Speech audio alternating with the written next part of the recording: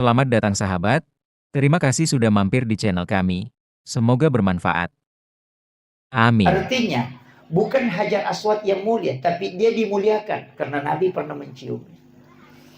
Yang ketiga, ketika Rasulullah berjalan, itu ada awan yang menutupi kepalanya. Kita di tarekat mengatakan bukan Nabi yang dilindungi, tapi justru matahari. Karena ulama tarekat mengatakan ketika sinarnya matahari tembus ke badannya Rasulullah, maka matahari akan hancur. Karena nur matahari itu dari nurun Muhammad. Jadi itu kalau kita kaji dalam pendekatan hakikatnya, makanya dibalik. Makanya ulama tasawuf itu selalu melihat kebalikannya. Sama dengan orang yang lapar. Kadang-kala kalau kita tanya, yang disyukuri itu kenyang atau lapar? Kalau yang disyukuri adalah kenyang, Sayyidina Ali karamallahu wajhahu mengatakan, anjing di kampung saya juga kalau kenyang itu syukur. Jadi sebenarnya yang disyukuri itu lapar. Karena makanan tidak mungkin nikmat ketika kita tidak lapar. Jadi makanya itu selalu kebalikannya. Iya. Jadi kalau kita yang syukuri kenyang itu sebenarnya sama dengan anjing kan. Tapi kalau kita mensyukuri lapar. Kenapa di waktu kita berbuka puasa air putih itu sangat nikmat? Karena kita sangat haus. Jadi yang disyukuri itu sebenarnya adalah haus dan lapar. Karena kenikmatan akan lahir dari situ. Sama aja dengan perjuangan. Beratnya perjuangan itu sebenarnya itu yang harus disyukuri. Karena kenikmatan akan lahir dari situ. Ya. Makanya tidak masalah Ustaz kalau berjuang di pondok insya Allah.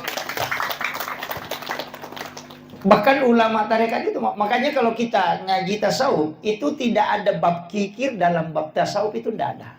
Yang sering kita sebut itu. Dalam tasawuf itu tidak ada bab kikir. Yang ada itu bab tamak. Jadi sebenarnya toseke kan, dalam tasawuf itu tidak ada toseke. Jadi kau kata makan maseke, terpulangi makan ternyata maseke, kau magalak milau.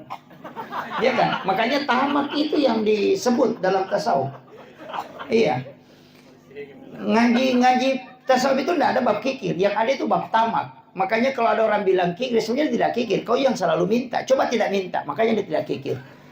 Makanya dalam agama itu rezeki itu dicukupkan dan dilebihkan. Tidak ada yang kurang rezekinya. Itu kuncinya. Makanya ulama-ulama kita itu di dalam tasawuf selalu membalik. Ya kan? Selalu melihat kebalikannya. Itu. Kemudian, apa pesan? Karena kita akan bicara hikmah. Apa pesan kenapa jantungnya Rasulullah diambil? Itu pesan untuk kita semua. Bahwa perjalanan menuju ke Allah. Satu aja kuncinya, kalbu. Kalau dia baik, maka semua akan baik. Tapi kalau dia kotor, maka semua akan rusak. Itu aja Pak kuncinya. Makanya Imam Nawawi ad-Dimashqi itu ketika menulis kitab hadis arba'in. Hadis pertama yang dia letakkan itu kan innamal a'malu binniyat wa innamal likulli imri'in ma nawa. Karena apa bedanya sholat sunat taubat dengan sholat sunat hajat? Itu kan cuma niat. Takbirnya sama, bacaannya sama, salamnya sama kan? Sama. Orang yang bersedekah karena lillahi ta'ala dengan ingin dipuja, itu kan sama saja pemberiannya. Tapi yang kuncinya kan di sini. Makanya perjalanan menuju Tuhan, bersihkan dulu ini. Kalau ini sudah dapat koneksi dengan Allah, apapun belakangannya, itu tidak masalah. Nah, makanya kuncinya di sini. Makanya orang tua kita itu bikin rumah. Itu istilahnya orang Bugis yang kali golegona, teras itu. Itu tempat menata kalbu sebelum jalan. Itu kuncinya. Dan sholat juga saya perhatikan begitu Pak. Sholat itu kan ada iftitah. Allahu Akbar kabira walhamdulillahi katsira. Kan di situ ada inni wajjahtu. Kan di situ. Itu kunci tuh. Ya. Kemudian saya ambil yang lebih agak dalam sedikit. Nabi itu kan diperjalankan dari Masjidil Haram ke Masjidil Aqsa. Kenapa ayat menyebutnya cuma dua? Subhanalladzi asra bi 'abdihi lailan minal Masjidil Haram ilal Masjidil Aqsa. Padahal Nabi kan tidak ke situ. Masjidil Haram ke Madinah. Dari Madinah ke Bukit Tursina. Dari Bukit Tursina kemudian ke Baitul Lahmi. Dari Baitul Lahmi baru masuk ke Aqsa. Yang mestinya seandainya Rasulullah dari Masjidil Haram ke Masjidil Aqsa itu cuma butuh 1046 km perjalanan. Tapi karena Nabi dari Masjidil Haram ke Madinah disuruh sholat oleh malaikat Jibril. Selesai salam baru bertanya, tempat apa ini Jibril? Onrong aja ya, makanya malaikat Jibril. Nanti kau akan pindah ke sini Muhammad. kau akan berhijrah ke tempat ini. Nabi itu sudah tahu bahwa hijrah nanti saya akan ke sini. Setelah itu dibawa ke Gunung Sinai. Di situ disuruh sholat. Selesai salam baru bertanya, tempat apa ini Jibril? Malaikat Jibril mengatakan, disinilah Nabi Musa ketika ingin berbicara langsung dengan Allah. Kemudian setelah itu dibawa justru melewati Masjidil Aqsa. Itu 10,7 km ke sebelah selatan. Itu ada tempat namanya Bethlehem. Nabi disuruh sholat. Selesai salam baru bertanya, tempat apa ini? Dikasih tahu, disinilah Isa bin Maryam dilahirkan. Setelah itu baru kembali ke Masjidil Aqsa. Masuk di Aqsa, Nabi jadi imam. Dan yang menjadi makmum itu adalah seluruh Nabi dan Rasul. 24 Nabi dan Rasul yang telah wafat itu menjadi makmum. Dan itu isyarat bahwa Rasulullah adalah imamnya para Nabi dan Rasul.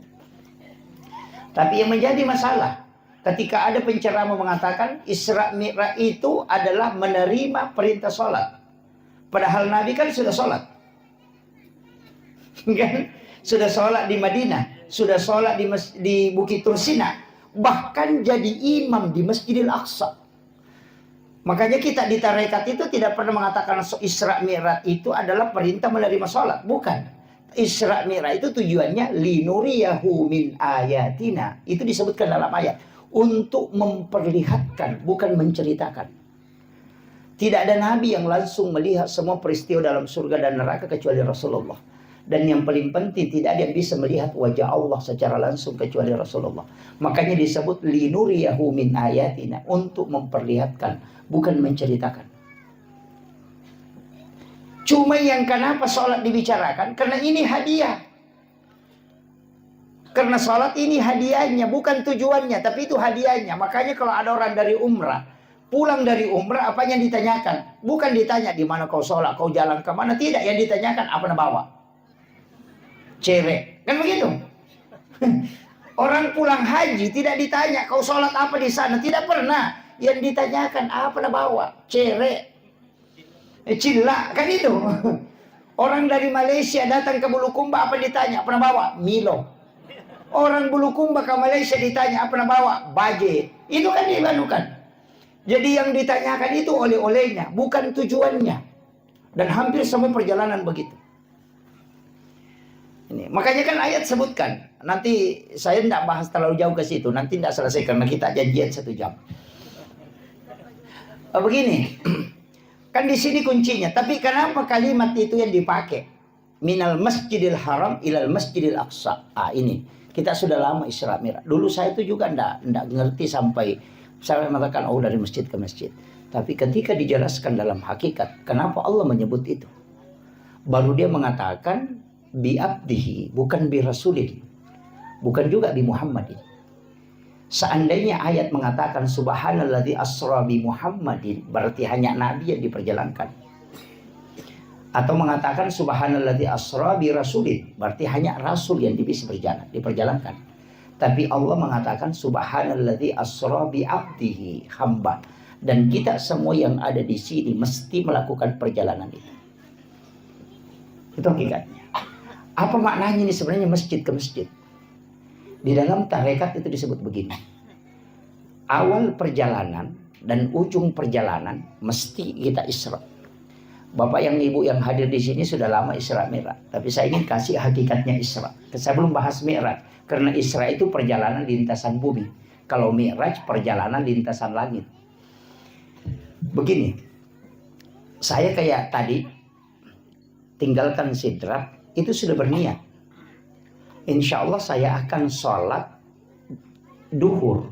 Itu di Bulukumba. Ketika saya di Sengkang tadi misalnya. Atau di Sopeng. Kecelakaan. Allah itu cuma tanya. Apa?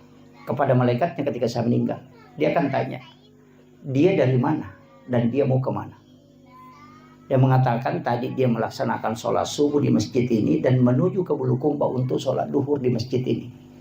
Maka ketika kita meninggal, pertanyaan Allah itu dia dari mana mau kemana? Kalau dia dari masjid menuju ke masjid, maka Allah mengatakan dia hambaku. Jangan banyak pertanyaan untuknya. Kadang kita keliru ketika berjalan. Kita tinggalkan rumah, kita berpikir di mana nanti singgah makan siang. Itu bukan perjalanan Isra. Inilah yang dipakai kalimat ulama dulu mengatakan, mesti sampai memang di satu masjid sebelum kau jalan. Dan berapa langkah-langkah yang kita langkah ketika berjalan, ketika mobil itu putaran ban, itu menggugurkan semua dosa, sekaligus menambah derajat, sekaligus kita mendapatkan pahala. Karena perjalanan kita menuju ke masjid. Makanya kalau misalnya kita sholat di sini, kita mau lakukan perjalanan, jangan bilang mau pergi ceramah di sana. Insya Allah nanti saya akan sholat asar di sana. Jadi kita itu mestinya nyambungnya dari sholat ke sholat. Makanya dia dari masjid ke masjid. Ini pula istilahnya orang Bugis sampaja tepat tuh. Kalau sampaja tepat itu masuk dalam sholatnya, bukan masuk dalam tempatnya. Kalau ini tadi diikat oleh tempat. Tapi kalau sholat itu di sujud terakhir. Ya ko sujud pacapurang ni sampaja loro. Tanya kami memang ni mas sampaja ngasara. Niat kami memang. Kenapa sholat itu ditutup dengan salam? Salam ke kanan dan salam ke kiri. Salam itu kan cuma dua, ketemu atau pisah. Kan gitu. Makanya jangan kau lepas dulu sholat yang setelahnya sebelum kau sambung sholat sebelumnya. Gitu. Makanya kalau kita salam ke kanan itu ikat memang dengan sholat berikutnya. Kalau kita sholat isya, sambung memang dengan sholat subuh. Makanya kita meninggal di mana saja, pasti meninggal menuju ke sholat. Iya, makanya ulama dulu mengatakan saya meninggal di atas tempat tidur tetap mati syahid. Karena saya sudah menuju ke sholat. Itulah alasannya kenapa kita itu bisa kekal di dalam surga. Padahal umur dan pahala terbatas. Itu karena niat baik itu yang tidak pernah terputus. Itulah makna kalimat dari hadis Nabi. Umatku adalah umat yang terbaik. Karena dia meninggalkan satu kebaikan menuju ke kebaikan yang lain. Itu maknanya. Fatalnya kita itu kan begitu. Kalau mau berangkat ke Makassar nanti singgah misalnya di Sigiri makan siang. Wah itu jadi masalah. Itu bukan Isra. Tapi mestinya kita mengatakan insya Allah nanti. Makanya kenapa kita sebelum berangkat itu disuruh sholat sunat musafir. Itu supaya dari sholat menuju ke sholat. Nah, perjalanan kita itu harus diikat dengan masjid ke masjid. Nah itu kuncinya. Jadi jangan pernah lepas. Makanya disebut itu. Subhanalladzi asra bi 'abdihi lailan minal masjidil